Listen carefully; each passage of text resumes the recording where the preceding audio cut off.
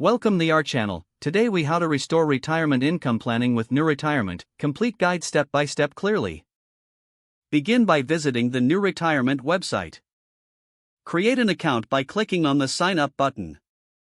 Fill in your personal information, including your name, email address, and password. Once logged in, familiarize yourself with the dashboard layout. Next, navigate to the income planning section of your profile.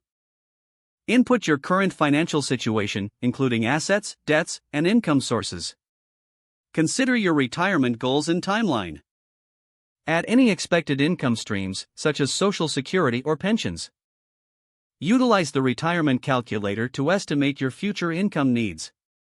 Review the recommendations provided by NewRetirement for potential adjustments. Explore various investment options suggested in your planning tools. Adjust your inputs based on different scenarios to see how your plans change. Utilize additional resources like articles and tools available on the site. Keep track of your progress and update your information regularly. Utilize the budgeting tools to ensure your spending aligns with your retirement plan. Schedule regular check-ins to reassess your goals as your life situation changes. Seek personalized advice from financial advisors offered through NewRetirement. Share your plan with trusted family members or advisors for feedback. Stay informed about updates and new features from NewRetirement to enhance your planning.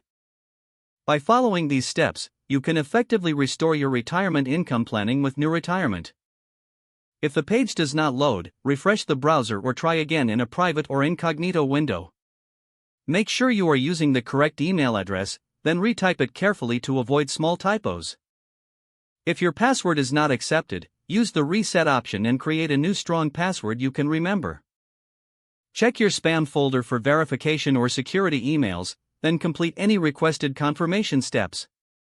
Enable two-factor authentication if available to improve account security and reduce unauthorized access risk.